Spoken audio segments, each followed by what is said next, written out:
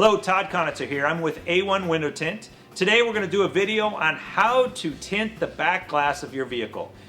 Basically doing it in your garage without all the fancy tools or necessities. So A1 has been gracious to say, okay, let's show you how to do this. But before we do that, I want to show you something special. A lot of people bring in their vehicles to have them tinted professionally. One of the main things you really want to look for is a computer system. A1 does a great thing. They have a computer system that has every vehicle, make and model in their database. And what they do is when you bring in your vehicle, like today we're going to be doing a Nissan, they just type it in the computer, print it off. Basically all it's going to do is translate that into a cutting machine, and it's going to cut the tint out right here. And that's what Renee's doing right now, is he's going to cut the back glass tint, and then that's what they use in the back. So as Renee does that, we'll have to go back to the old school method though.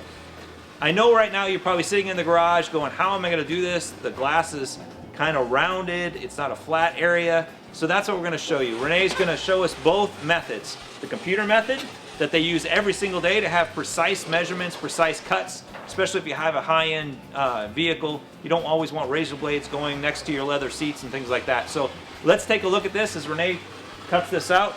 We'll show you what it looks like and we'll go from there. Okay. Here's what we've done. Renee went ahead and he cut it out off of the machine, and what he's doing now is that the machine actually does a very fine cut into the window film, and then he's able to basically cut around it, and when he pulls everything off, it's going to give a precise measurement to the back glass of the window, which is a really unique process. Computer systems really have trimmed down the time, but not only that, it's given a really precise measurement so that when they put it on the glass itself, you don't have any squiggly lines. It's nice, straight, even cut. So that's what he's got going now. And that's pretty much it. But like I said, take a look. All the lines are done very nicely. It's ready to be transferred and put on the glass. So you got to see what the computer does. Now we're going to go back to old school. Renee's going to take us to the car. He's going to show us how to get that Walmart film or Target film. That's something that we need to address here in a little bit too, on the different qualities of film. But for now, he's going to show us how you can tint the back glass without any kind of fancy computers or anything like that. Let's do that, Renee. All right, so what we have is a Nissan Altima, and it's got a curved glass on it. First thing that you really want to do if you're going to do this at home is you want to make sure the glass is very clean. It's probably one of the most important steps, is because any contamination that's on the glass will be transferred to your window film, and we really don't want that because it'll leave possibility for bubbles later on. So all he's using is a soap solution and coming back over it with a rag, and then he comes back over it again to wet it down.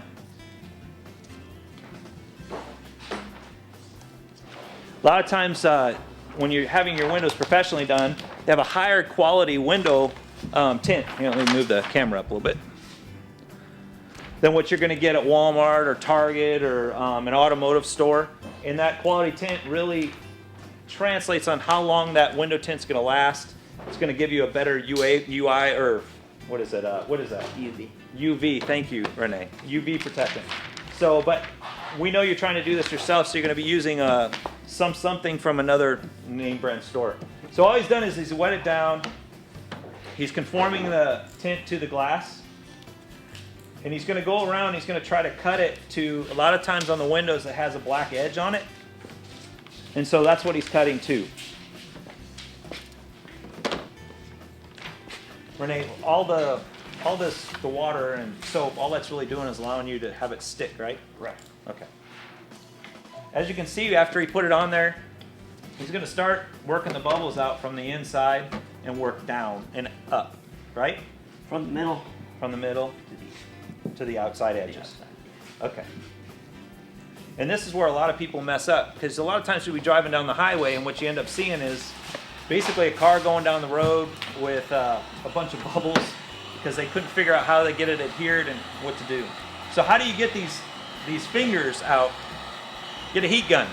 And you don't want to put it too close because it'll make the plastic really ripple and mess it up.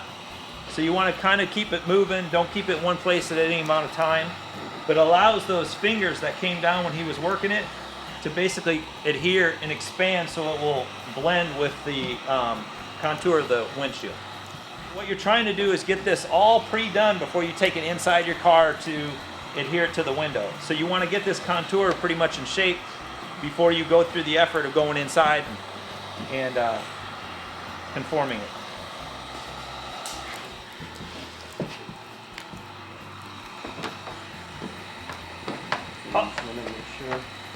Oh, so then you work it down. Renee, how long should, if somebody's never done this before, how long do you think it would take them to do it in their garage? About 30 minutes. Okay, 30 minutes for your back window. And if you're really having a struggling time, maybe an hour. Nah. Yeah. But I've tried to do this myself one other time before I took my car in somewhere. And unfortunately, I had a lot of bubbles. I couldn't figure out how to get the bubbles out. And then I tried to use like a pin to poke the holes to see if I could get it to lay down, and that was horrible. So, and would a hairdryer work, or No. Hairdryer wouldn't work? It wouldn't get hot enough.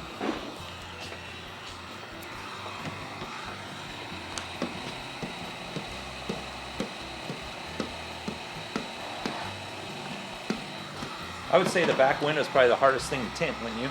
It is.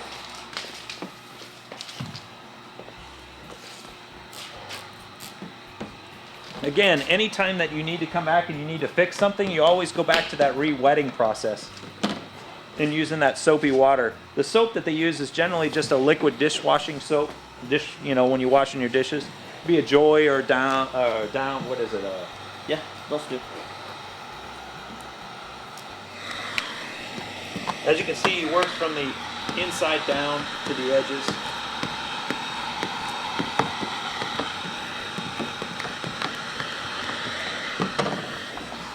And then he'll do the same process for the top. If he needs to, he'll go back and re-wet it with the solution. See how the wrinkles just kind of start laying down? And you can see that down here.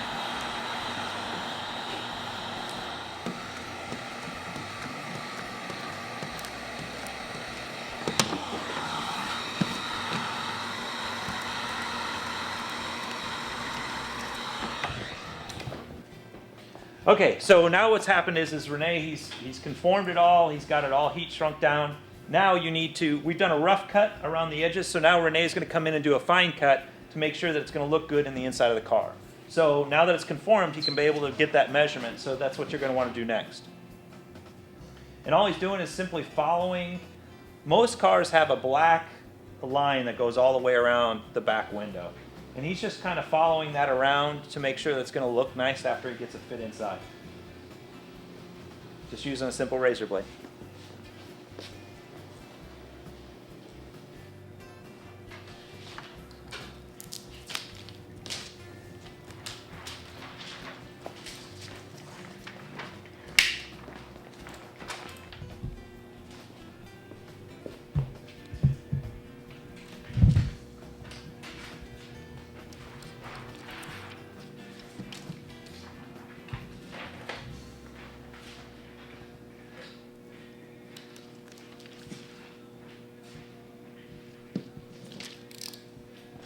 Okay, so basically we've got it all cut, ready to be put in place. The next thing he's going to have to do is, generally when you have it on your car, you want to make sure that you're doing this in the shade for one. You don't want to be in any kind of sunlight because it dries too fast. So now he's going to take this. You're going to have a place, like a piece of glass or something that you can put this on. He's going to wet down that piece of glass. He's going to pull this off, and he's going to transfer it over here, and I'll show you what that looks like.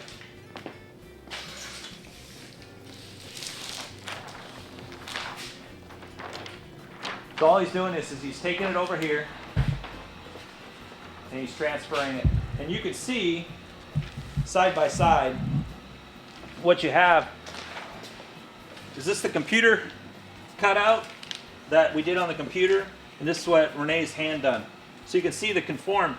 Granted, the computer's nice and smooth on the edges. You know, Renee does a good job, but you know, when you're doing it by hand, you have some differences. The best part though is when you get it on the inside of the window, you're not going to see it as much. So great job, Renee. I think that looks great.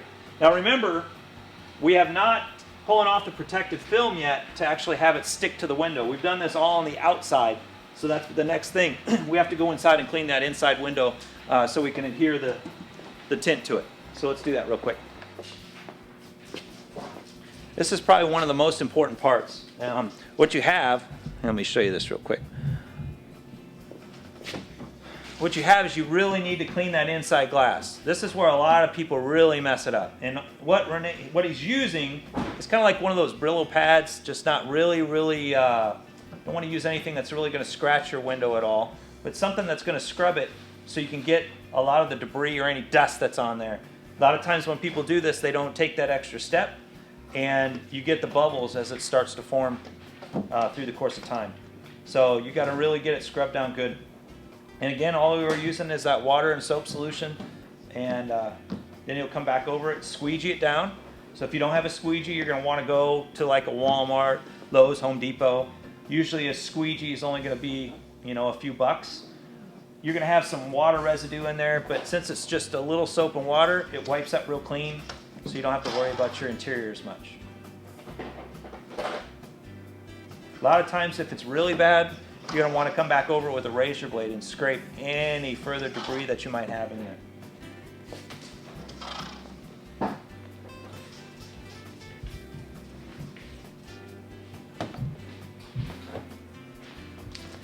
Ready?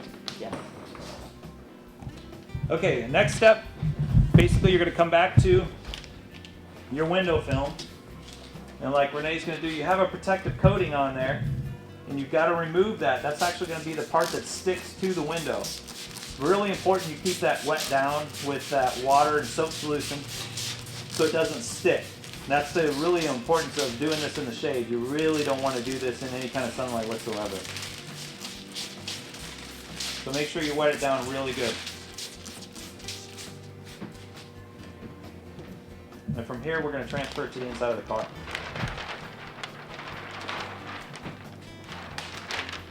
Make sure to try to keep it lay flat the best you can so you don't have any wrinkles.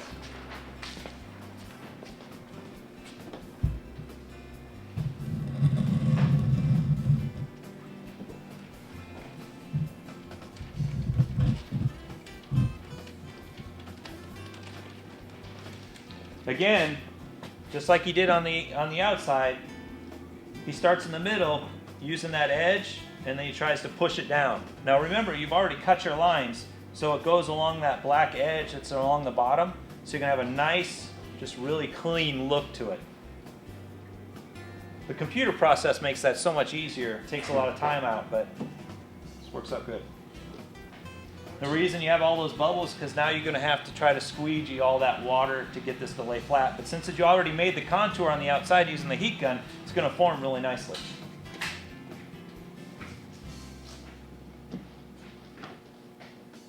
Start with your fingers, of course, to get out all the major stuff. Conform it to where it needs to be.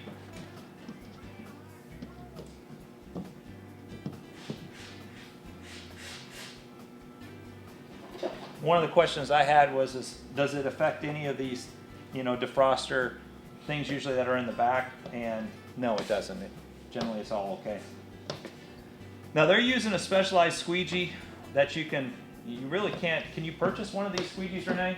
Yeah, you can. Where? Where would be a good place? Well, Home Depot might have them. Yeah, Home Depot. But in any case, you're going to have to use some sort of squeegee to be able to push the water out. Because as that does that, it's causing it to conform. A rubber squeegee doesn't work real well. The squeegee he's using is basically a piece of nylon of some sort that you're going to want to use.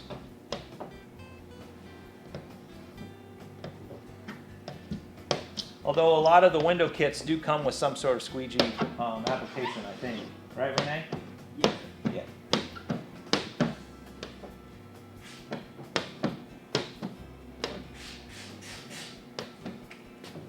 As you can see, he keeps working it down, working it up.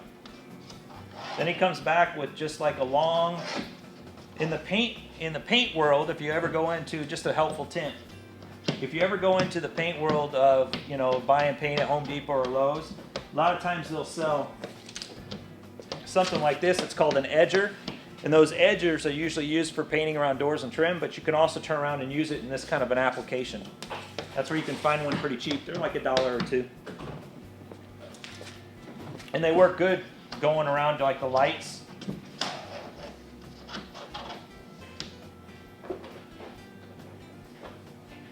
Again, if you need to, you can re-wet down the window, so make sure that squeegee slides, because if you don't keep it lubricated real well, the problem is a lot of times it'll cause that tint to gather up or bunch, or you get a tear in it.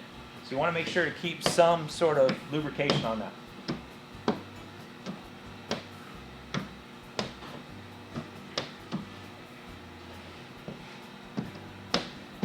Looks good.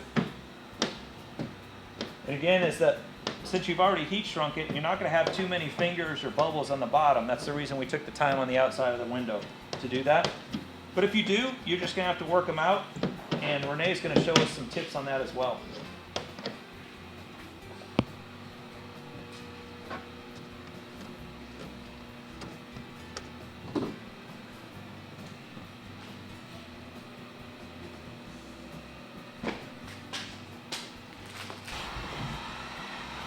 Okay, so what we have is basically after you've got it all done, you're going to have some fingers that pop up. Best way to do that is go back with the heat gun and using a squeegee from the inside, try to push them out.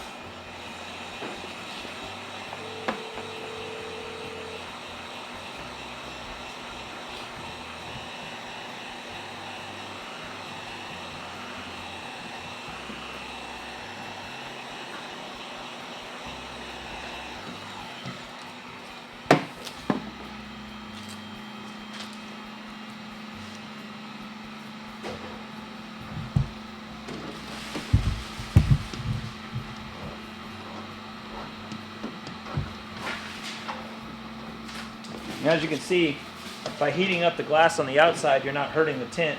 You're able to conform that back out.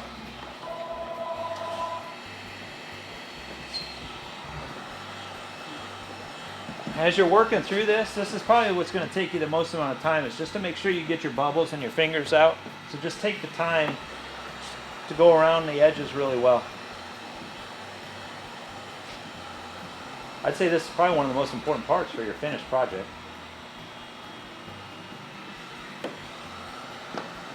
Okay, well, looks like Renee's finishing up. 2 more good tips. He's going to clean the window from the outside. Try not to clean your window from the inside. You might as well just leave it alone. It's really got to dry for a good 4 days, so you don't have any problems moving it around. If you go to start cleaning it from the inside to get the smudges and stuff out, you might move your tint, and you really don't want to do that after spending all that time and effort doing what you just did. So it looks really great. Again, if you're going to do this at home, remember, some of those films that you're going to buy at Walmart or some of the automotive places, they're okay films. They're just not going to be the quality. They're going to be a little harder to work with than what you just saw Renee do, using the heat guns and stuff like that.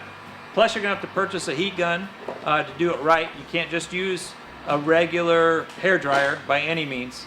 So keep that in mind. And if it's something that you want to do, yes, there's going to be a little bit of a savings, but is the savings really worth it? I never really know when it comes to that. Like I said, I've tried to do this once myself. Didn't work out real well. So, for all your tinting needs in the Kansas City area, call A1 Window Tint or stop by the website, a1tint.net. So, thanks. Hope this was a good